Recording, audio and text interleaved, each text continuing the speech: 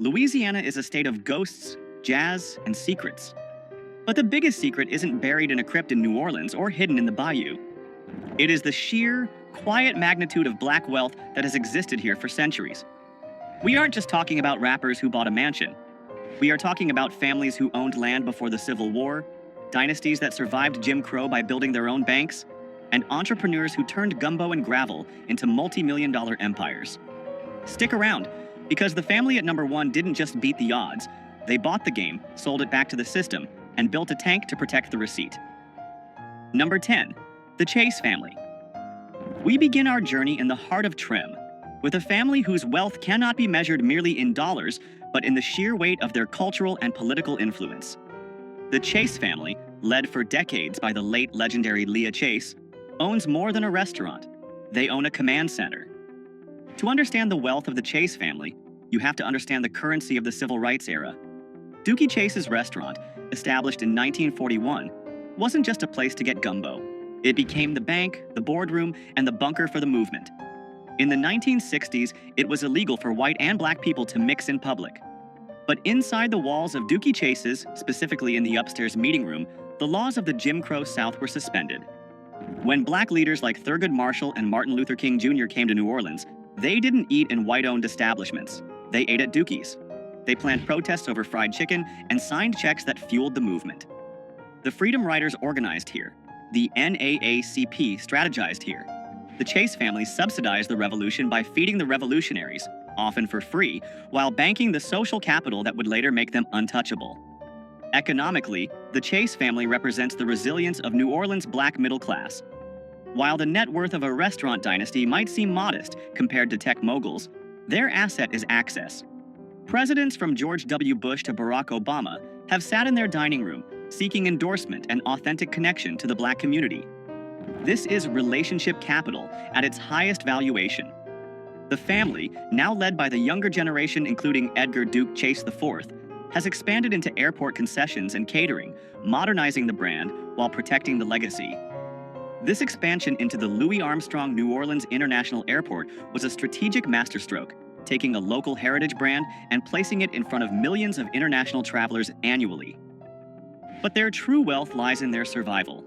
When Hurricane Katrina devastated New Orleans in 2005, the restaurant was submerged in feet of water. Developers circled the Trem neighborhood like sharks, looking to buy out distressed black owners to gentrify the area. The Chases refused. They rebuilt after Hurricane Katrina, refusing to sell their land. The Chase family proves that in Louisiana, the most valuable real estate is the ground you refuse to leave. They are the gatekeepers of Creole culture, and in a city that sells culture to the world, the Chases control the premium product. Number 9.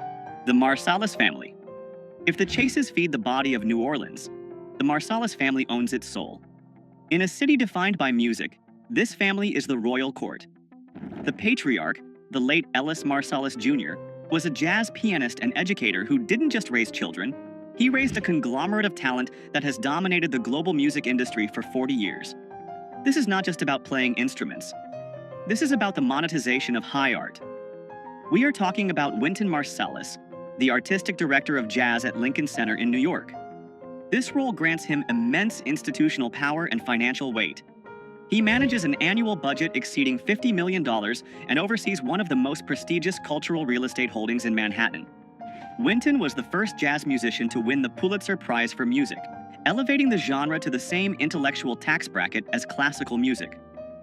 Then there is Branford Marsalis, a Grammy-winning saxophonist and bandleader who famously led the Tonight Show band, securing network television money in an era when that meant millions. Delfeayo and Jason Marsalis round out a dynasty that has collected enough Grammys to fill a warehouse. Financially, the Marsalis family represents the pinnacle of intellectual capital. They didn't just play music, they institutionalized it.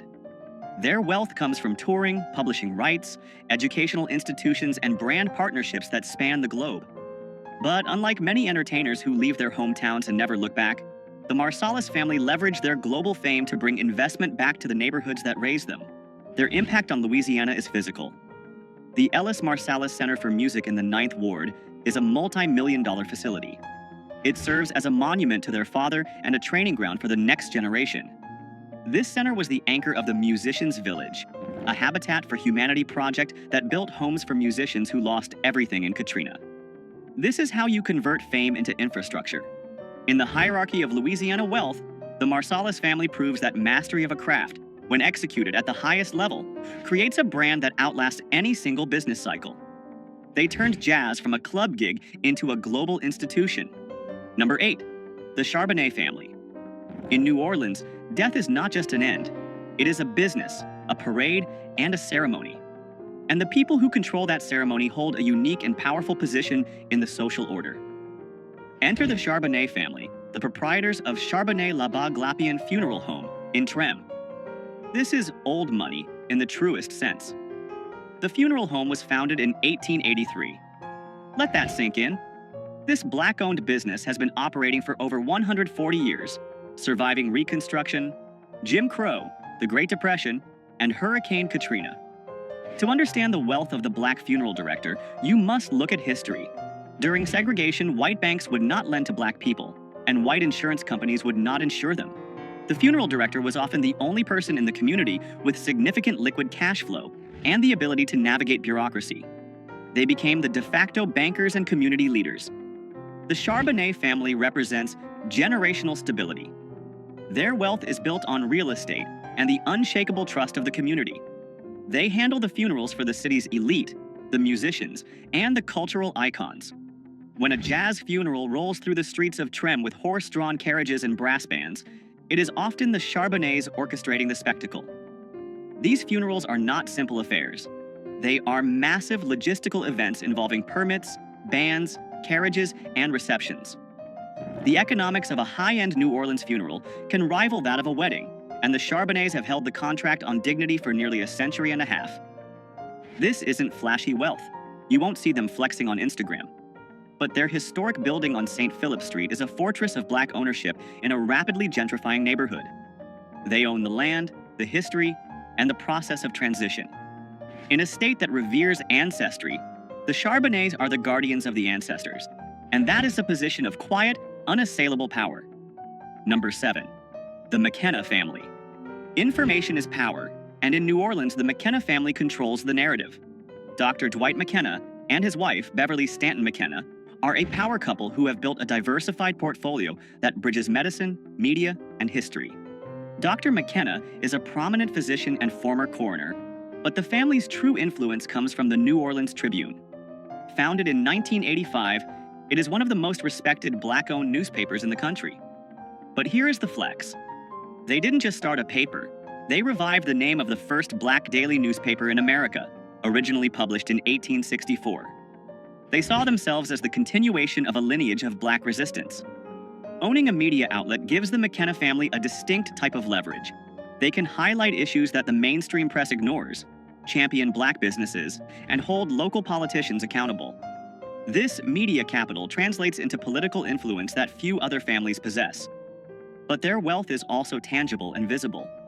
They own substantial real estate in New Orleans, including Le Musée de FPC, the Museum of the Free People of Color. This is a massive flex of cultural equity. They bought a mansion on Esplanade Avenue, historically a street for the white elite, and filled it with art, documents, and history that the mainstream museums ignored. The collection inside is priceless, containing original manumission papers, passports of free people of color from the 1800s, and rare artwork. By privately owning this history, they ensure it cannot be erased or rewritten. The McKennas represent the intersection of professional excellence and community advocacy. By controlling the media, the Tribune, and the history, the museum, they ensure that the story of Black wealth in Louisiana is told by the people who built it. They are the intellectual guardians of the city, sitting on a portfolio of assets that preserve the past while generating income for the future. Number 6, the Coxum family. Now we move from old world influence to modern corporate dominance. If you drive through New Orleans, there is a good chance you are driving through the territory of Henry L. Coxum. Jr. Henry Coxum is not just a franchise owner, he is a mogul.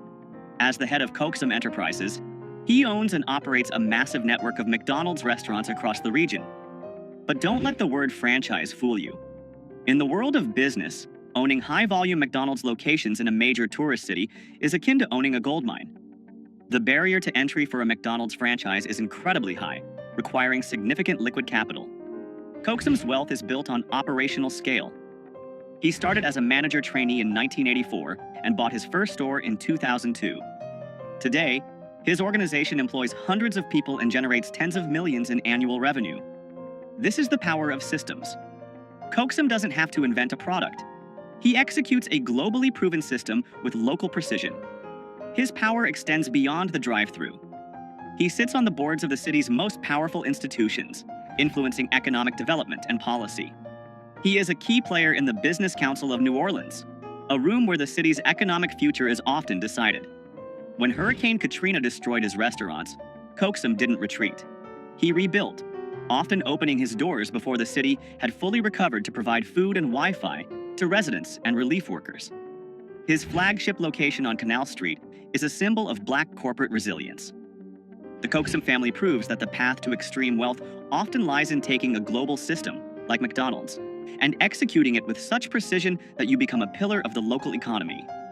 He turned the Hamburger University training into a local economic empire. This is a perfect moment to talk about strategy. Henry Coaxum didn't invent the hamburger. He mastered the system of selling it. If you want to understand the franchise models and business systems that build this kind of predictable, scalable wealth, I've pinned a list of essential business strategy books and biographies right here on the screen. Click View Products to study the blueprints these moguls used. Number 5. The Henry Family. There are people who build buildings, and then there are people who decide where the buildings go. Troy Henry and his family fall into the second category. As the founder of Henry Consulting, Troy Henry is perhaps the most influential Black business strategist in Louisiana. This is technocratic wealth. Henry Consulting is a management firm that handles the heavy lifting for multi-million and billion-dollar projects. We are talking about the kind of deals that reshape skylines. Troy Henry has a background in engineering and corporate management at Fortune 500 companies like IBM and Enron before the crash, and he brought that high-level expertise back to New Orleans. His firm has been involved in massive undertakings, including the management of the Biodistrict New Orleans and the redevelopment of the World Trade Center New Orleans. These are complex, high-stakes public-private partnerships that require a mastery of engineering, finance, and politics. But the Henry family doesn't just earn fees, they own equity. They have stakes in real estate, fuel distribution, and development ventures. For example, they were key in the Bayou Sterling investments, aimed at bringing high-quality grocery retail to underserved neighborhoods. This is a strategy of doing good while doing well. What makes the Henry family so powerful is their ability to navigate the complex world of government contracts and private equity. They are the bridge between City Hall and Wall Street. When a new bridge needs to be built or a historic site redeveloped, the Henrys are often the ones drafting the blueprint and counting the zeros. They represent the modern suit-and-tie authority of Black Louisiana wealth. While others are the face of the brand, the Henry family provides the structural engineering of the economy itself. Number 4. The Williams brothers. Now, we leave the boardrooms and head to the block, specifically the Magnolia Projects, where two brothers turned a modest investment into a billion-dollar legacy. Brian Birdman Williams and Ronald Slim Williams are not just rappers. They are arguably the most successful record executives in hip-hop history. This is liquid wealth on a scale that is hard to comprehend. The Williams brothers revolutionized the music business with a specific piece of paper, the 1998 distribution deal with Universal Records. At a time when artists were signing away their rights for a quick advance, Birdman and Slim negotiated a deal that gave them a $30 million advance and, crucially, allowed them to keep 85% of their royalties. They kept their masters. They kept their publishing. They kept the majority of their royalties. No one had ever done that before. Because of that deal, when Juvenile, Lil Wayne, Drake, and Nicki Minaj sold hundreds of millions of records, the bulk of the profit went straight to New Orleans. They didn't just work for the label, they were the label. Birdman's net worth has been estimated as high as $150 million, but the combined family wealth generated by Cash Money Records over the last 30 years likely exceeds $500 million in gross revenue. They introduced the term bling bling to the Oxford English Dictionary, but their spending wasn't just for show. It was marketing. The cars, the jewelry, the excess. It created a lifestyle brand that sold millions of albums. The Williams brothers live loud. We've seen the Bugattis, the diamond teeth, and the mansions. But look closer. Slim Williams, the quieter brother, is known for his sharp business acumen and investment strategies. They bought their way out of one of the most dangerous neighborhoods in America by treating rap music not as art, but as a high-volume manufacturing business. They utilized a rapid release strategy, flooding the market with albums to ensure they dominated the charts. They are the Rockefellers of the rhythm, proving that you don't need a degree to outnegotiate the biggest corporations in the world. Number 3. The McDonald Family. While the Williams brothers were making millions, the McDonald family was storing it. Alden McDonald is the CEO of Liberty Bank, and his family represents the financial backbone of Black Louisiana. Founded in 1972, Liberty Bank is one of the largest Black-owned banks in the United States, with assets exceeding $1 billion. Alden McDonald has led the institution for over 50 years, a tenure that is almost unheard of in the banking world. His son, Todd McDonald, is now taking the reins, ensuring the dynasty continues. This is institutional wealth.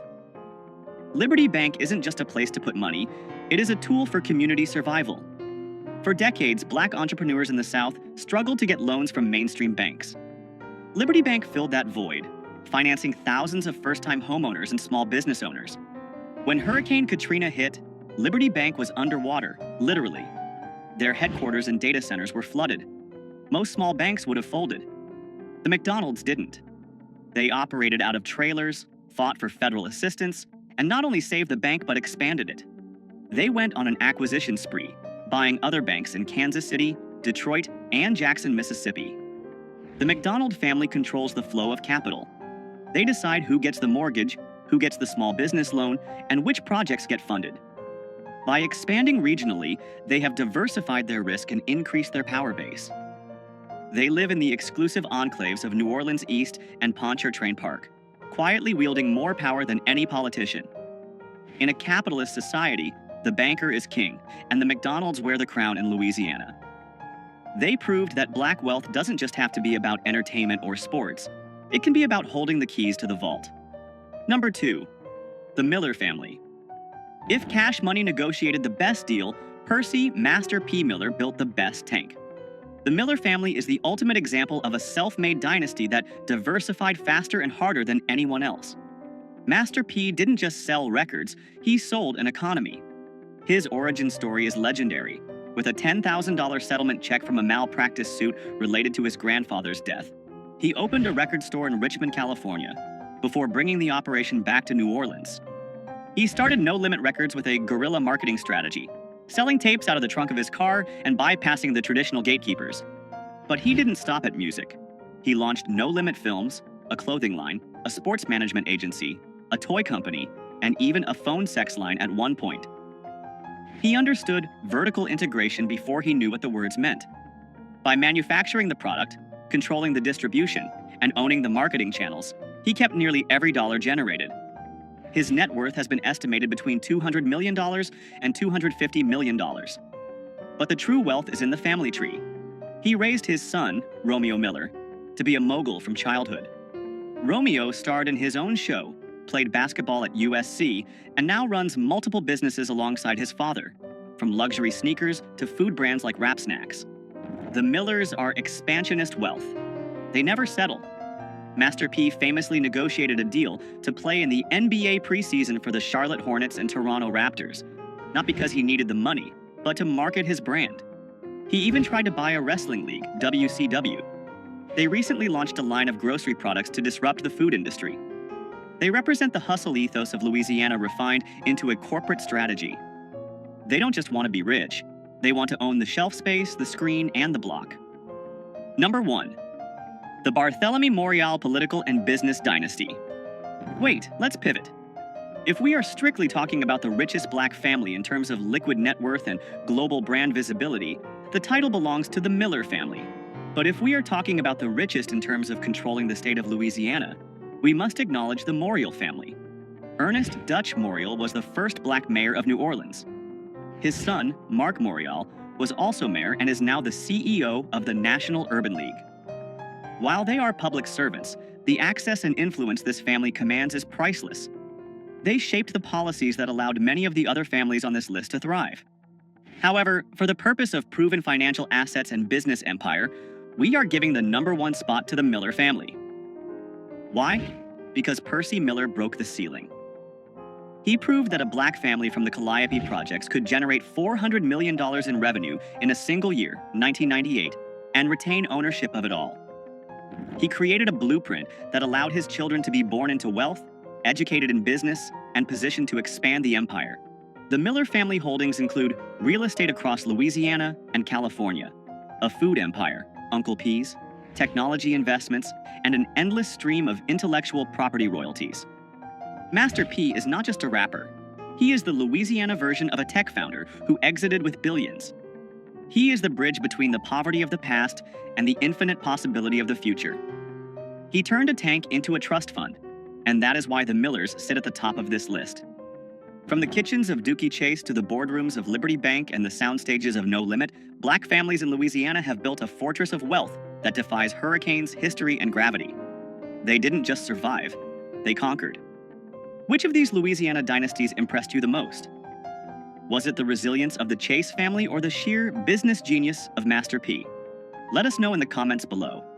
Subscribe to Black Status for more deep dives into the world of hidden wealth. I'll see you in the next one.